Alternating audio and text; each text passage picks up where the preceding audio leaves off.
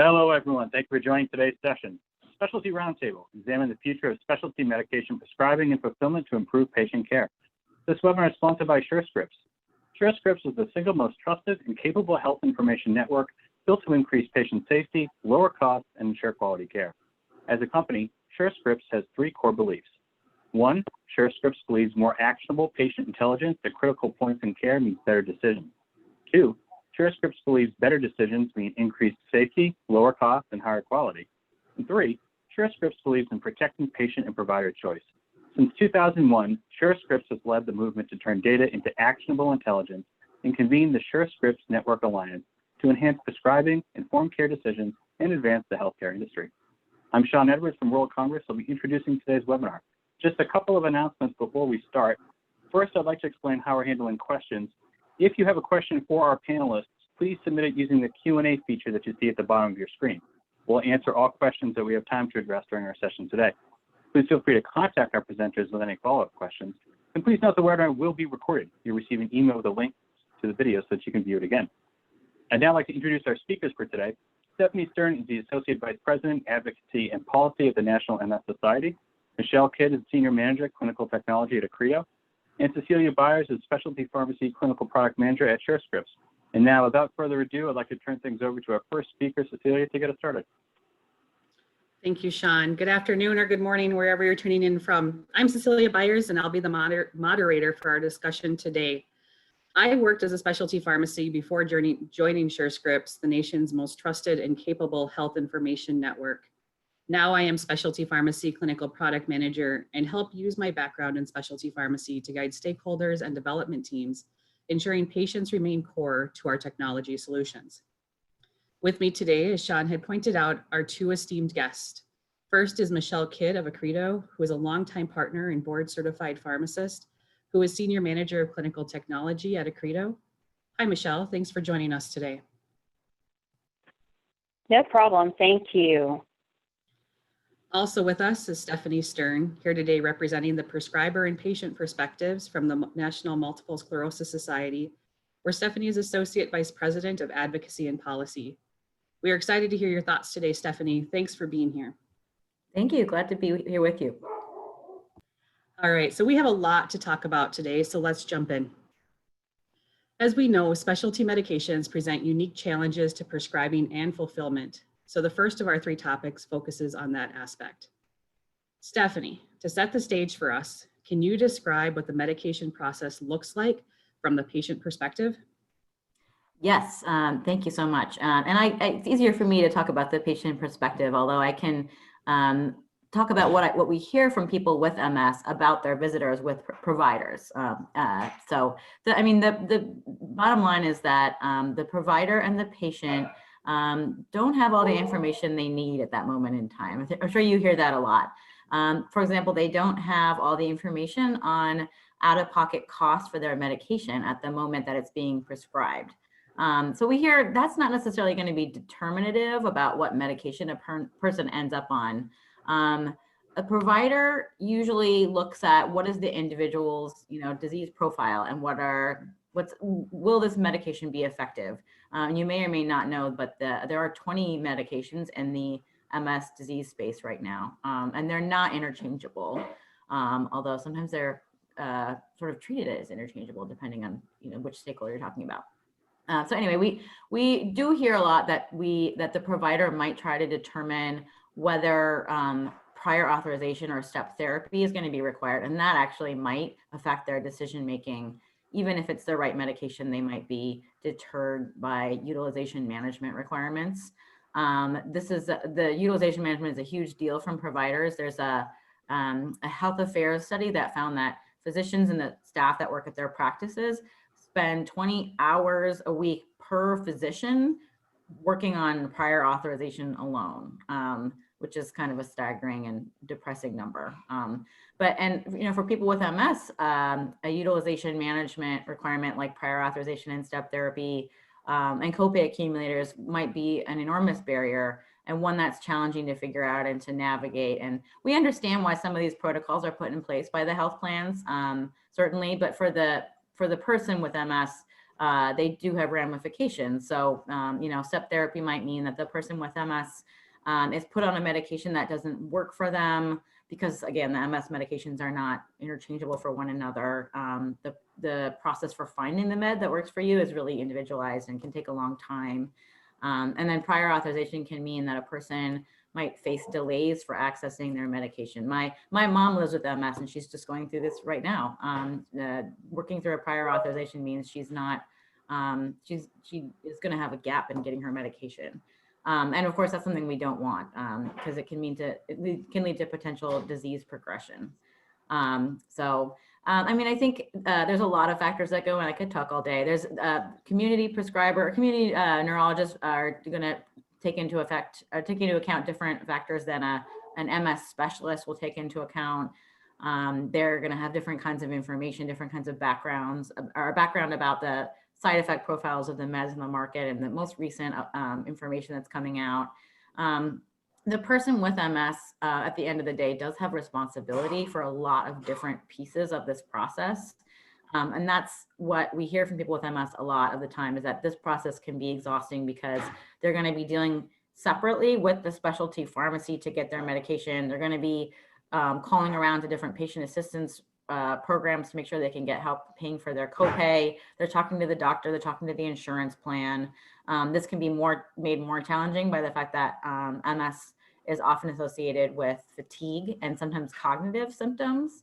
And then this process looks different depending on what kind of health coverage you get. So there's a lot of anxiety throughout the process, a lot of uncertainty, and honestly, it can be really tough for a person living with a chronic health condition. Yeah, no, Stephanie, I hear you loud and clear on that one. Not only is timing, right? So the time that it takes to start that therapy could be weeks. And, there's those different factors that kind of go into that. But it's also the strain that it is on the extended care that this patient has. So they're the prescriber, but then also any caregivers that they have. So it's not only trying to educate the patient on the process, but then ensuring that any associated caregiver is also aware and can understand and be able to kind of go through that process alongside. Absolutely. So a lot of information.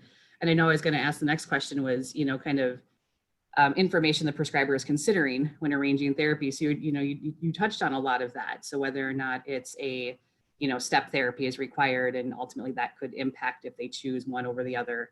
But is there anything else that, beyond just kind of some of those general guidelines that we have in step therapy that a prescriber really considers when arranging or choosing therapy?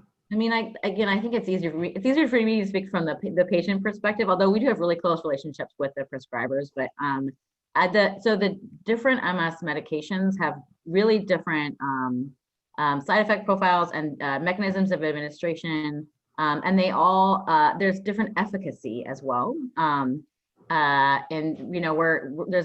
the MS medications have been on the market since I think the first one was approved in 1995. Some people are still on those first generation medications, but there's also a lot of options now. And they're, again, just really different. And for individual patients, it can be really hard to figure out which is the right med. And the prescriber often struggles with that too, to be honest. We hear that from neurologists, that it can be a process of trial and error, which is challenging because, again, it can mean that the person is not necessarily managing their condition very well until they find that right medication for them. But they're looking at the individual's disease course and the symptoms that they're experiencing, and they're trying to match that up with what they know about the drugs that are on the market. Right. And that's exactly, kind of that information can be extrapolated to other disease states too, right? Today you're talking about, multiple sclerosis in particular, but, can imagine that that's also going to be the case for oncology, rheumatoid arthritis, anything like that, where there's multiple options, and it's really going to be, that trial. Did it work? Did it not? How are we going to change that and going forward? So it's is where specialty gets to be really complicated, much more so than a lot of our traditional type of medications, such as for blood pressure and things like that. Right. So Michelle, can you walk us through what the pharmacy solves for and the role it plays in the prescribing, dispensing of specialty medications? Absolutely. And I just wanted to start off by saying, in the true era of everyone being virtual, I'm having some internet issues. So I'm only available to be on the webinar through my cell phone today. So I apologize for that. But some of the things that the pharmacy solves for, especially the specialty pharmacy, is that typically more than a standard prescription, we need more than a standard prescription in order to fill our medications.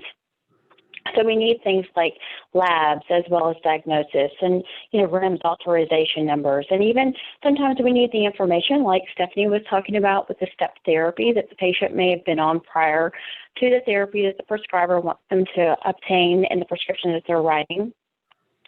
And then if we don't have that information, then what the pharmacy really needs to do is we have to make that outreach to the prescriber in order to get the information, because sometimes the prescriber may not be aware of the additional information that we need, or they may have forgotten to have sent it to the pharmacy. So as the pharmacy, in order to fill that prescription, we do have to make that outreach in order to get the additional information that's required, and then that can lead to a potential delay to the patient to start therapy.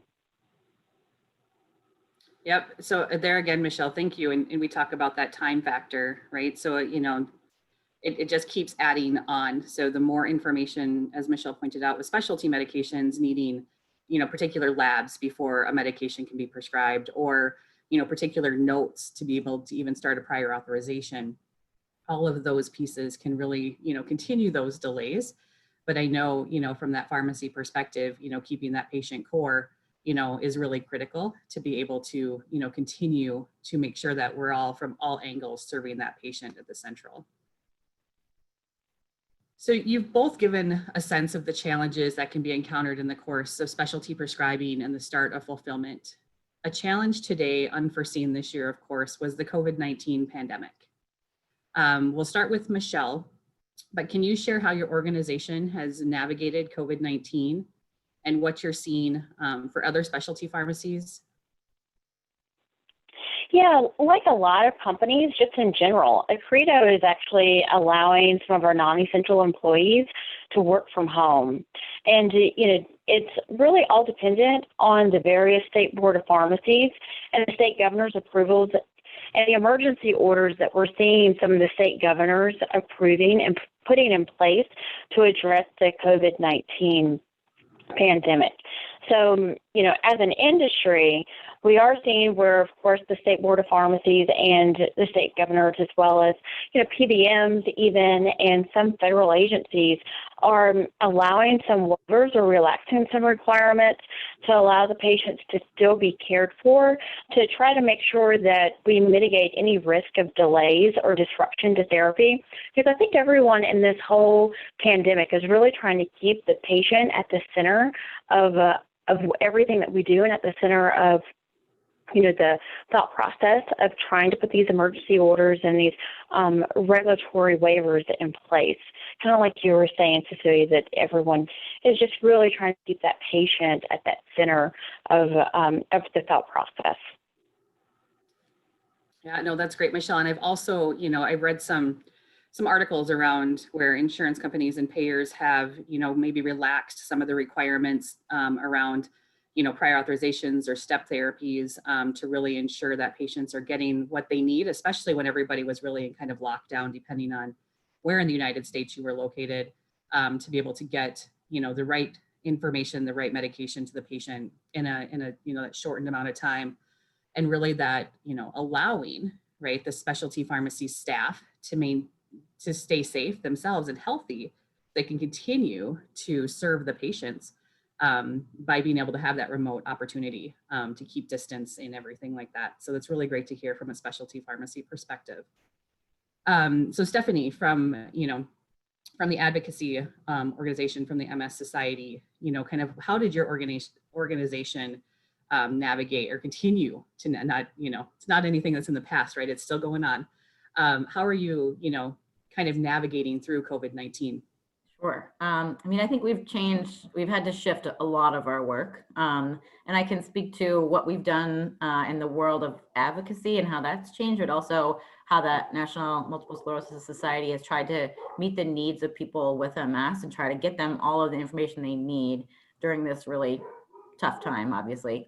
So we have had, since the beginning of the pandemic, we had a ton of questions from people with MS about they wanted guidance on the use of disease-modifying therapies during the pandemic because many of the disease-modifying therapies, they work by either suppressing or modifying the immune system.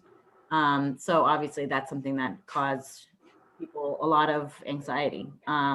So we worked with our National Medical Advisory Committee, worked with the MS International Federation to work on advice, global COVID-19 pandemic advice for people living with MS, around basically the associated effect of taking a disease-modifying therapy, but balancing that with the risks of stopping or delaying treatment. So we have complex and great guidelines around that, and we've done a lot of webinars for people with MS and their caregivers, trying to disseminate all the most timely information that we have.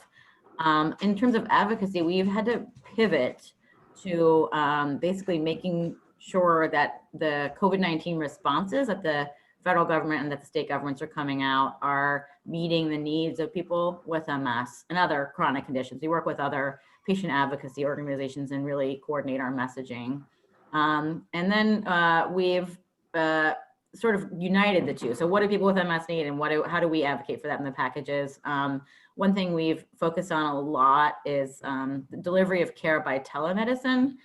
This is something that we're now focusing on a lot in our advocacy work, making sure that people can get access to it and making sure that providers are adequately reimbursed for it. For people with MS, this is an issue that has been of interest for a really long time, not universally, of course, but for a lot of people who have accessibility challenges or mobility issues, telehealth has been a really useful option. It's also been important for accessing mental health providers, and there's a really high comorbidity of depression among people with MS, but something we're still evaluating. What does good telemedicine look like? What are some of the benefits that we've seen during the pandemic, and are there any downsides? How's it affecting delivery of care? But really, we know that the pandemic has had an absolutely profound impact. We have been doing some surveying as well of people living with MS and of healthcare providers to see how it's shaped their lives and their outcomes. We have healthcare provider councils, and they did a survey to understand how the pandemic has affected their clinical practice patterns of the neurologists across the country. And the survey found that since the pandemic started, there's been a stark shift to telemedicine.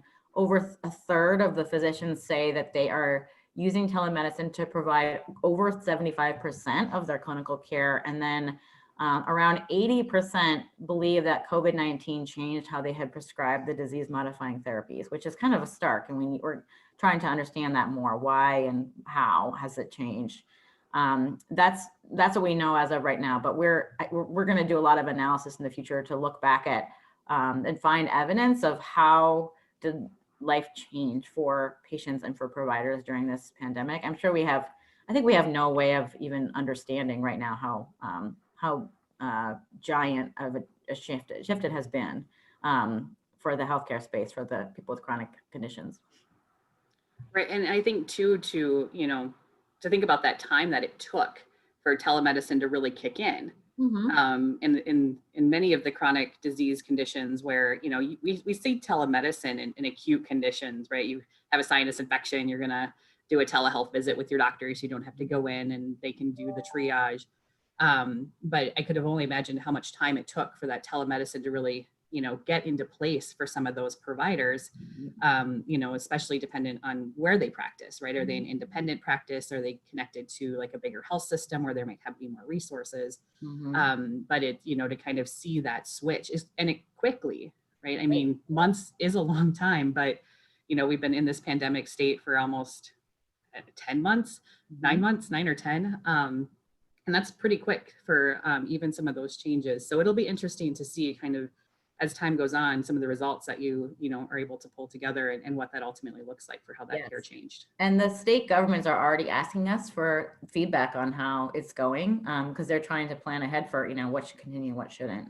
We're trying to pull together some data and some even just qualitative data to make sure that we're being smart about it, I think. But it's a challenge to figure out. I mean, I think everyone's trying to collect this data right now, and I think it'll take us a while to really come up with smart recommendations around what we want to see in the future. Right. And unfortunately, right, it takes something like this to know where we need to make some of those or make some of those changes. But again, I think we're all pulling together as best as we can to make sure that, again, the patient remains at the core and everything that we're doing focuses on them and the care that they ultimately need. So with that, we talked a little bit about innovation, right? So Stephanie, you talked a little bit about telemedicine. Are there any other innovations that you see coming or needed really as a result of the pandemic? It's for me and not Michelle, right? We'll start with you, Stephanie, and then we'll ask Michelle for pharmacy.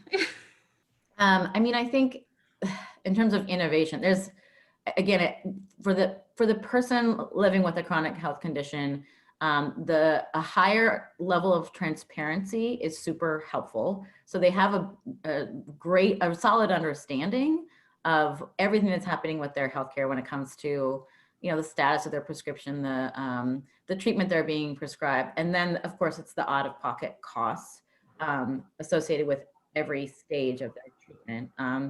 The transparency is important, and it needs to be in as close to real time as possible. And then of course, any technology or shifts in delivery of care that result in better coordination among the different stakeholders that the patient interacts with. So, for example, the provider, the specialty pharmacy, the health plan, the patient assistance program, and sometimes the different providers that a person is interacting with.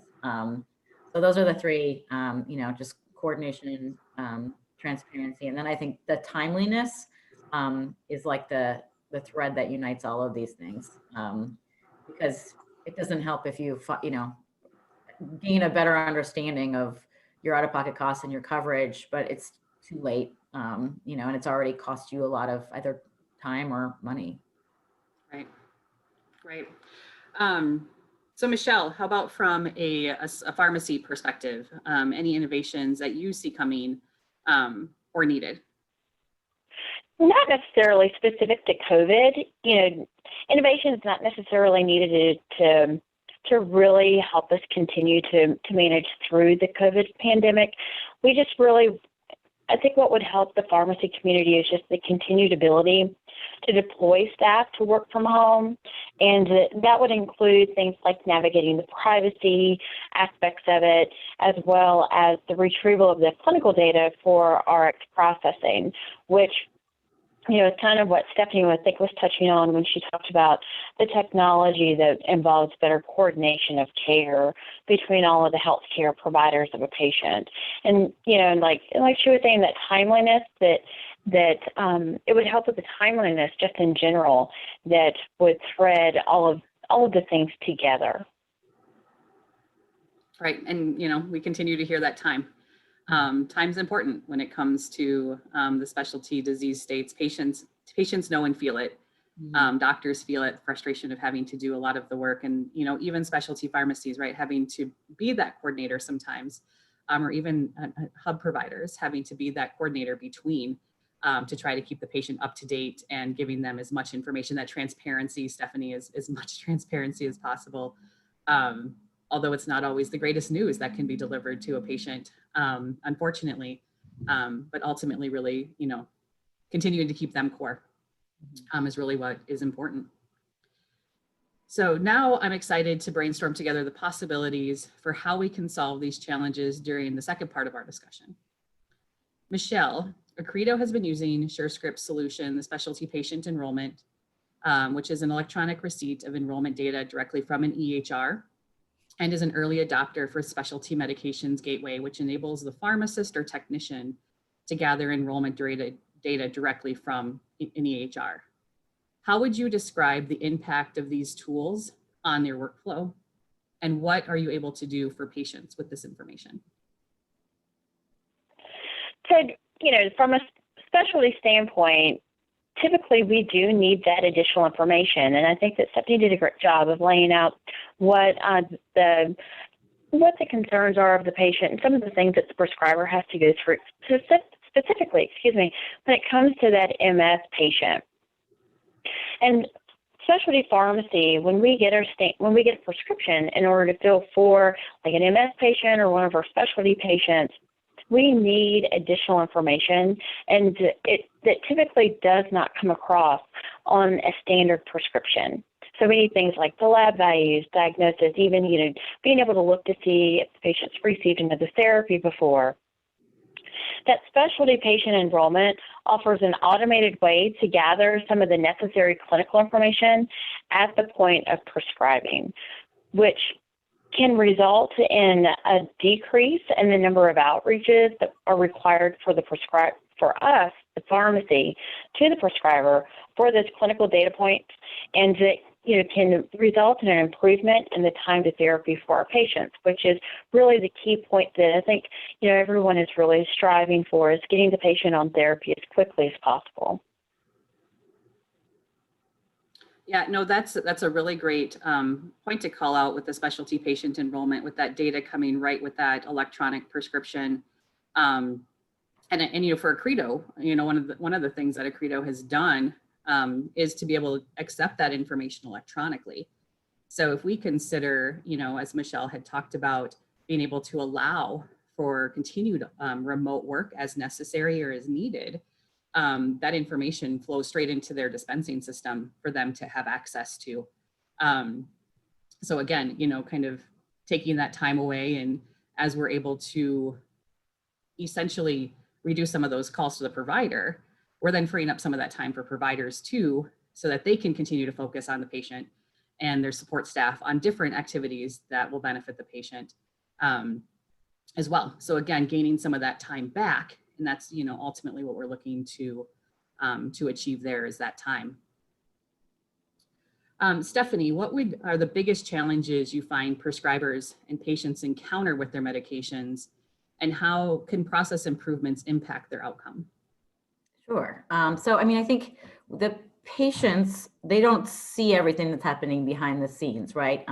But the things that matter to them are what's going on with the utilization management requirements and out-of-pocket costs. We hear all the time that what the health plan is requiring can be challenging and can be confusing. The prescriber and the person often don't even know why they're getting a denial of coverage, right? And then they have a lot of anxiety around paying for their medications, and can they afford their out-of-pocket? Can they get on a patient assistance plan? For the MS disease-modifying therapies, like for many other medications, the cost can be prohibitive. And we did a survey last year that found that around 4 in 10 people with MS have altered or stopped the use of their therapy due to cost concerns. And that's, of course, really troubling for us, because we think about how does that affect their disease course. We hear that's really how they interface with their health plan. They're asking, how can I get access to my treatment? And that can be an MRI too. It can be not just the medication, or can I get the right healthcare provider that I need? And then can I afford it? And again, we hear all the time in the office, they're struggling to access this information. That's why we're so excited about technology like what SureScripts is, this specialty patient enrollment is offering. And I think, again, not to keep reiterating the same point, but a core theme we hear all the time is that people not just lack information, but they have to interact with so many different individuals and with stakeholders, and they wish that the process could be more streamlined. And that might mean, a person who's tasked with helping them. It could mean technology solutions, streamlining their experience, but really just anything that can be done to take the burden off of the individual to solve through that process. Right, and really, allowing patients that opportunity for them to focus on themselves and, less on, how they're going to be able to get that care. One of the interesting things you had just said was that 4 in 10 people in a previous survey will alter their therapies themselves because of the cost concerns or, considerations. And I could only imagine what that would look like if you did this, that same type of survey post-COVID.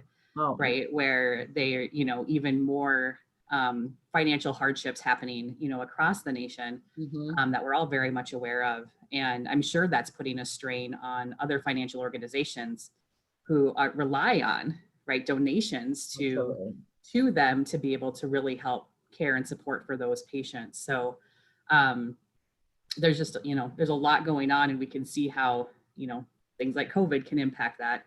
And anything that can really be done to, put some of those things for the patient at ease, to be able to focus on healing is going to be key. Right. I think we've talked about how COVID hasn't, in some cases it's made things worse, and in some cases it's just highlighted the existing problems that that patients were facing within the healthcare system. And I think we're going to do a survey, a follow-up to see, how things change with MS. Due to the pandemic, we're assuming, like you said, that for a lot of people, access to care has gotten worse. Right.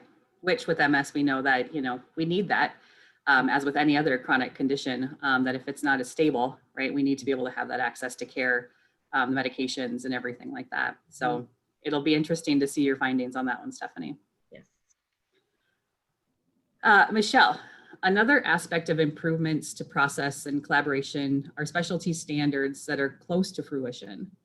It seems they'll impact the amount of information that prescribers provide. How do you see the specialty standardization impacting the quality of transactions?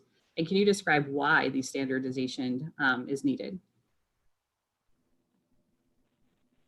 It'll help because it allows for the information that we need, the clinical data points that we need at the point of prescribing to be sent to the pharmacy. And, it'll impact the prescriber because the prescriber will be able to add those lab values and the other clinical data elements that are needed at the point of e-prescribing, at the point of sending that initial prescription to the pharmacy.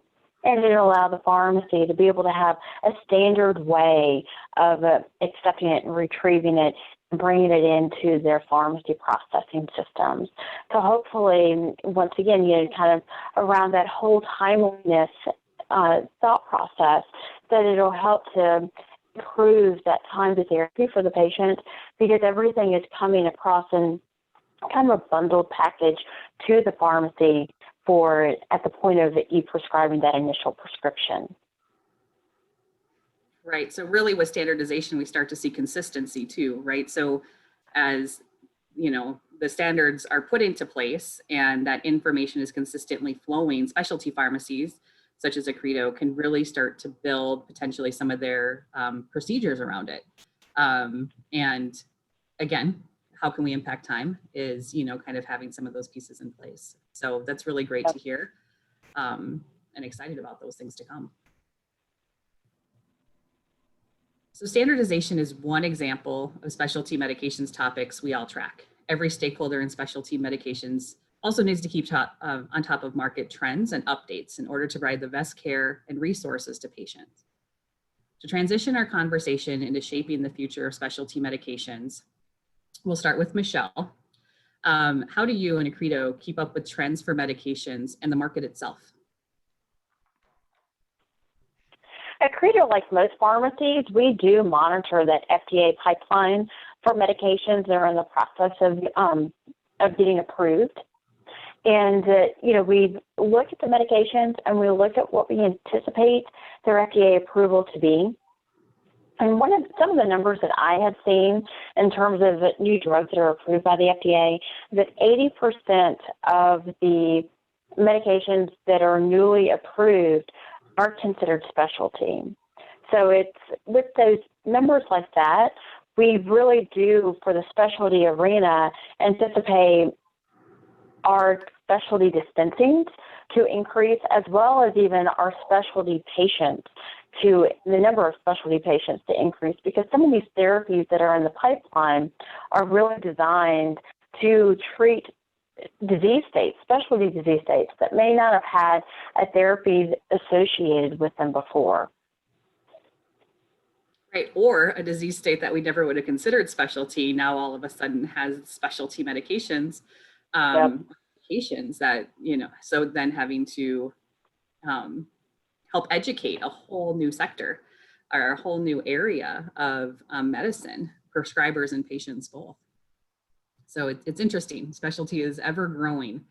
As you said, 80% is a staggering amount of specialty medications that are out there, or coming out. Mm-hmm. Stephanie, how about the National Multiple Sclerosis Society in terms of keeping up with the trends for medications in the market itself? Sure. I mean, we work really hard to have good, strong, established relationships that we maintain with all the key stakeholders that matter to people with MS when it comes to the world of accessing their medications. And of course, we're a nonprofit 501c3 organization, and we maintain independence from all the stakeholders we work with. We have a lot of firewalls around things like, working with the drug companies, things like that. But we try to have really close relationships so we understand, what is happening in the MS space, what drugs are coming down, and what drugs are in the pipeline. How's that going to change, the world for people living with MS? We, like Michelle, we pay attention to what the FDA, what regulators are doing. We have relationships not only with the manufacturers of medications, but with the patient assistance programs that they're funding, and sometimes they're not, they're independent of the drug companies, but we have good relationships with them. We are working to, maintain and build stronger relationships with the specialty pharmacies and with pharmacy benefit managers, with providers themselves, really any and all stakeholders. And we hear in real time from prescribers and from people living with MS about, trends. So if they're getting denials for certain kinds of meds that they hadn't been seeing before, if that, that there's some sort of trend happening with what the health plans are covering. And we also hear, new barriers or new factors that people with MS are having to deal with. So for example, the copay accumulators are being applied more to people's within health plans, so that the patient assistance that people are receiving for the specialty meds might not be applied to a person's deductible or out-of-pocket max, things like that. People with MS flagged that for us as they started to see that coming up. We try really hard to keep our ear to the ground about what matters, and again, we coordinate with other representatives of other patients, representing other chronic health conditions. Our issues are not always the same, but when we share information and coordinate, it can really help us all be stronger, work stronger together. Right, because I'm sure you probably find those underlying consistencies that are similar. It just, makes that output look slightly different depending on the disease state that is ultimately being treated. Right. But yes, we have so much more in common than we have not in common when it comes to the Arthritis Foundation and Leukemia and Lymphoma and all of our other colleagues who are advocating for specific patient populations. We work together really closely. That's great to hear. Michelle, I think we might have touched on it just a little bit when we talked about the trends, but it's specifically with an increasing 65 plus population and again, more specialty medications coming to the market, what impact do you see that volume having on specialty pharmacies? Well, and I think you even alluded to it, is that with the increase in the in the specialty medications that are coming, that are getting approved by the FDA, these medications are not always FDA approved. Well, let me restate that. These medications tend to be not just for already disease states that are considered specialty, but they're also for disease states that are in the past have not been considered specialty, but could be considered more in the specialty realm now because of the medications that are being approved for it, as well as disease states that are specialty but have never had a treatment associated with it are getting approved. So we're seeing, I anticipate that from a specialty pharmacy perspective, we're going to see an increase in not just the specialty dispensing that the specialty pharmacies have, but also an increase in the number of specialty patients that we have that we are servicing. Right, so as the medications continue to grow and expand, those patients that are going to fall into those categories are also going to grow and to expand. And I think all of our specialty pharmacies are in a position where they are able to easily, well, maybe not easily, right, but they have the expertise and the brain power to really be able to build out these new disease states, care plans, and how they're going to manage these patients appropriately as these new medications, new therapeutic areas are really coming to market and are being approved by the FDA. So as we wrap up, we have a few minutes left before we'll start our Q&A. So the big question, right, for both of you, and we'll start with Stephanie. So let's picture a perfect process for prescribing and filling a specialty medication. What does this look like, and what innovations might be needed to make it happen? Sure. I mean, I think I'm a very optimistic person, but I think it's hard to even aim for perfection, but a more perfect process. Just to pull through some of the themes I've already talked about, the more perfect process would be streamlined and would significantly lessen the burden on the patient. And I think the patient would have a lot more choice throughout the process. Everything from being able to choose their provider to being able to pick where they get their medication. Right now, a lot of times they're, pretty restricted about where they can access, where they're allowed to access their medication. Ideally, there would be shared decision-making when they're picking that medication. And as we've discussed, the patient needs a full understanding of everything that's happening when it comes to the medication itself, but also the delivery of the cost of the delivery of the care and delivery of the medication. They need to be aware of that at every point in the process because, frankly, it can be so determinative. That's great to hear. Thank you, Stephanie. Again, how are we streamlining? That's a key piece is streamlining that whole process and whatever we can do to try to get that and ensure the patient, again, is core and they're not having to have a large burden placed on them. Mm-hmm. We hear from people with chronic health conditions. I'm sure you've heard this before, but for some people say, depending on the week, managing a chronic health condition can become a full-time job.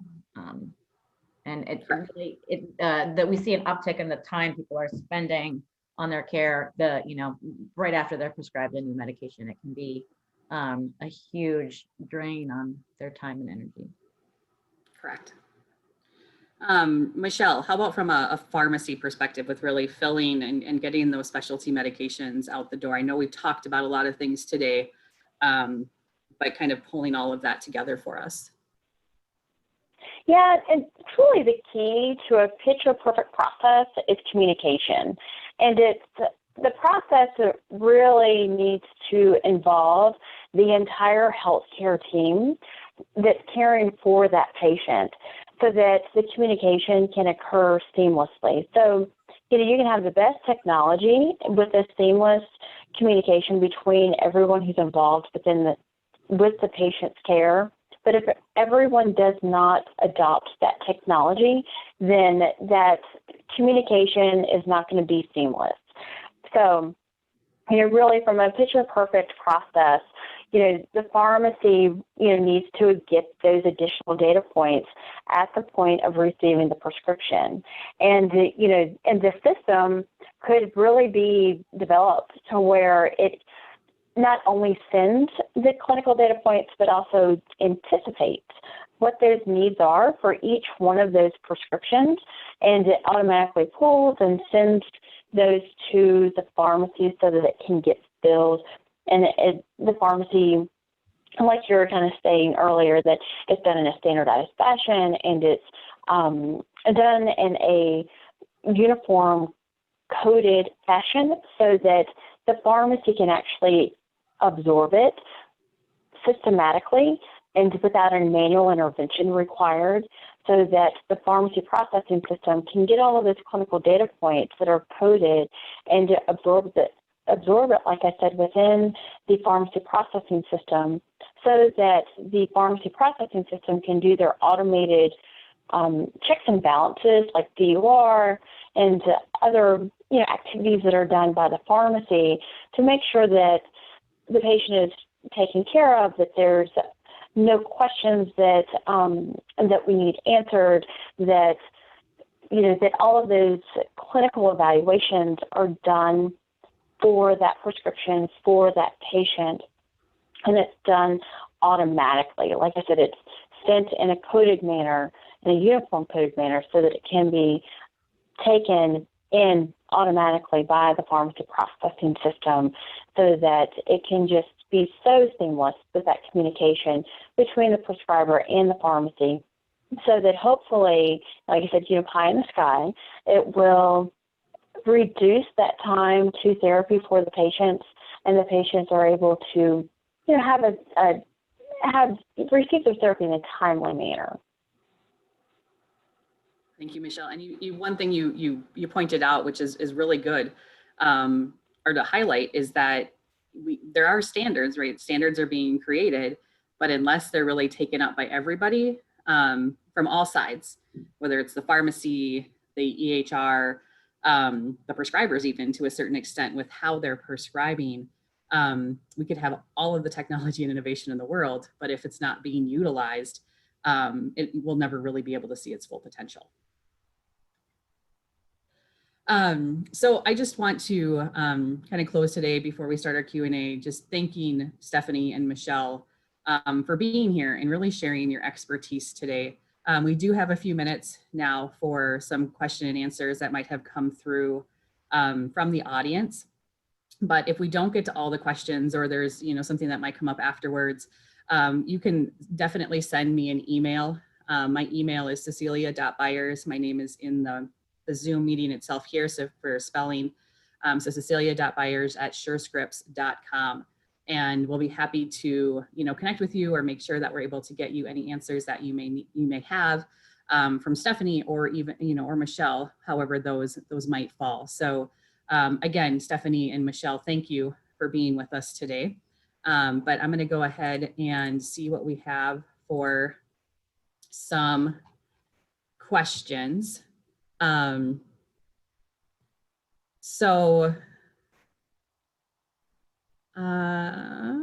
apologize, I'm trying to make it through. I can maybe read the last one. It says, there's an audience question, Cecilia, in order to use the specialty pharmacy gateway, does each prescriber have to have special software or system? Likewise, does it only work with certain SP dispensing systems, or can it plug into multiple prescriber and systems?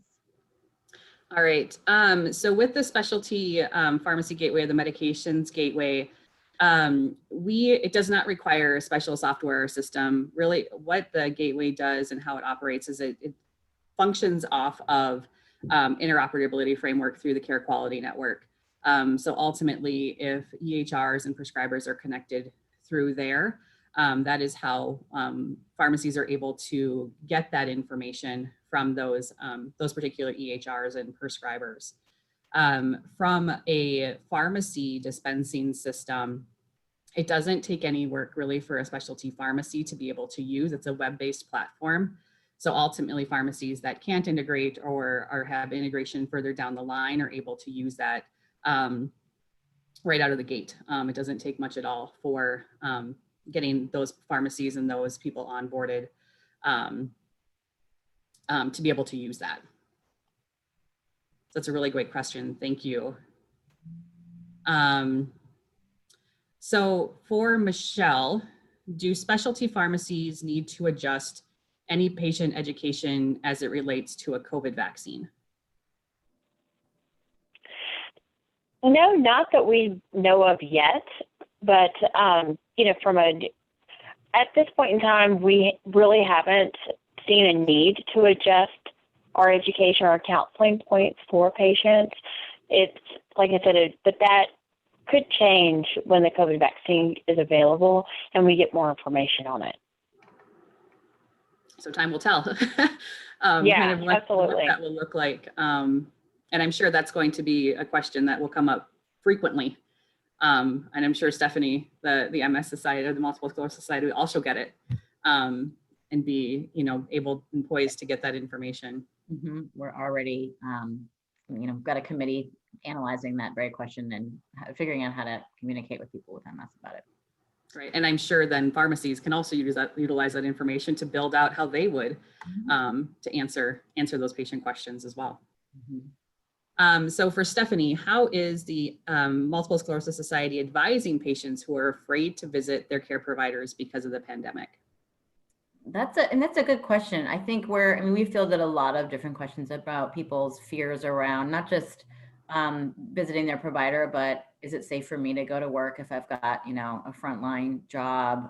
What are the precautions that I should take in my personal life, things like that. But I mean, I think we've done, like I said, a lot of education around the availability and, you know, potential value of telemedicine and receiving care virtually. And sort of, I think, ease some people's minds by, you know, backing that as a potential solution, not for every kind of care and for every kind of visit, but, you know, for depending on what people need, it's an option. But we've just been doing a lot of analysis around the experience of people living with MS during the pandemic. And I think, again, all the different patient advocacy groups are doing this, but we're particularly concerned because, like many other disease states, we're seeing health equity issues, disparities in outcomes for people of color. People of color living with MS are facing longer duration of COVID and worse outcomes. So that's something we've been doing some outreach within communities of color around trying to answer their questions, get them information, and address healthcare disparities to the extent that we can. And that's something that we're really going to be focusing on moving forward because, you know, it's really stark. This pandemic has made it completely obvious the impact of disparities on people's lives and their outcomes.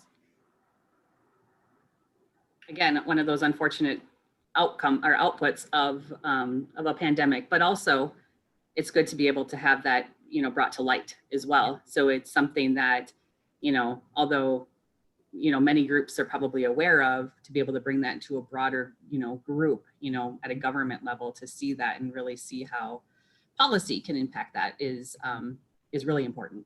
Yes. So it looks like we have one last question. So this last one is, and I'll go ahead and answer this one, but it says, do specialty pharmacies need to implement both of the specialty enrollment solutions, meaning the specialty patient enrollment and specialty medications gateway? And do they complement each other? So the simple answer is no, they don't have to implement both. They can do one or the other.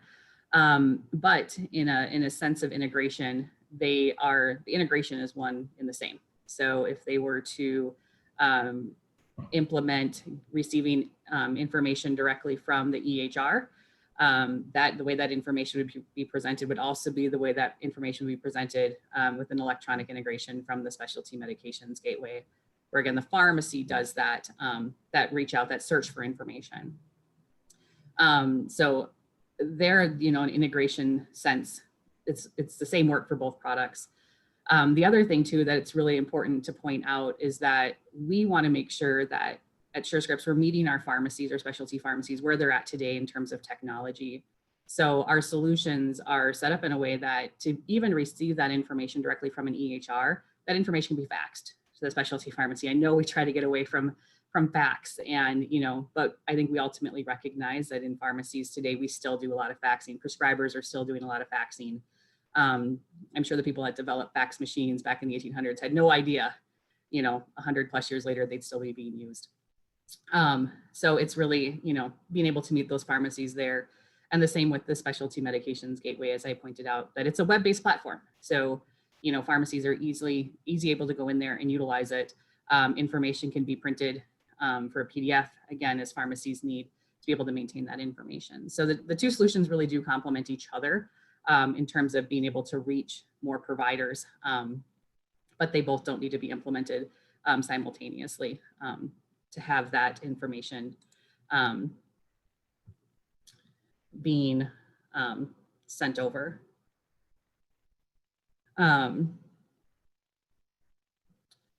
So it looks like we did have one last question come in from an audience member. And maybe we'll start with Michelle, and we'll see if Michelle can answer this one, or we'll go to Stephanie. Otherwise, this one came from Patrick, and Patrick will try to, if we can't answer your question, we'll try to get that information to you. But his question comes, it says, Pharma sends reimbursement account managers or similar titled reps to physician clinics to help on understanding and clearing reimbursement. Are they really helpful? Oh, I'm not sure. Okay, yeah, I mean, it's an interesting question. I've never heard of reimbursement account managers. Stephanie, have you? I haven't either. Yeah. No, maybe we could follow up with this audience member to find out more about it. But I mean, I feel like if the three of us aren't super aware of it, it might not be something that's well understood, or there might not be a lot of awareness around the role that these managers play. Or maybe it's new and we can utilize them even more. Maybe these people are becoming more innovative and being able to bring more information and clarity to prescribers. So Patrick, I think we'll probably have some of your contact information. So we'll probably follow up with you after this call. And I think there's one last question here before we end for the day, is around prior authorization and, what's happening in terms of streamlining prior authorizations. So what I can tell you is SureScripts has been working on and actually has deployed a prior authorization solution for specialty pharmacies that is integrated, that can really help advance true electronic prior authorization. Again, one of those opportunities for really all areas to come together. As Michelle had pointed out, we can have the technology, but until everything is really taken up and used appropriately. So PBMs are allowing and payers are allowing for true electronic prior authorization.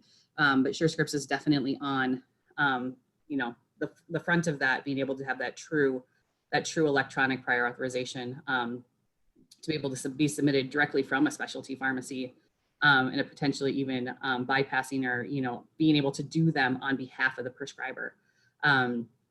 So there's a lot of exciting things happening that SureScripts is doing in the specialty space beyond just being able to obtain and get that clinical information.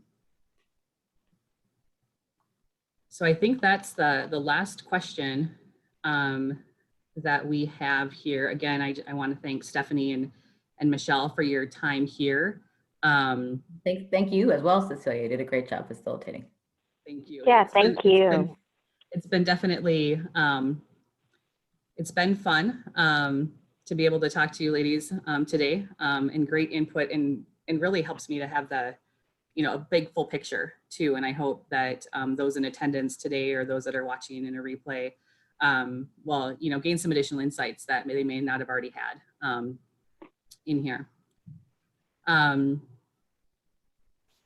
So I think I'll turn it back over to Sean to wrap us up then. Great. Thanks so much, Cecilia. Thank you, Stephanie. Thank you, Michelle, for a great session. Thanks to SureScripts for making today's session possible. Just a reminder, folks, the webinar has been recorded. You'll receive an email with a link to the video so that you can view it again. To access additional webinars or get information on how your organization can speak or sponsor, please visit wcwebed.com.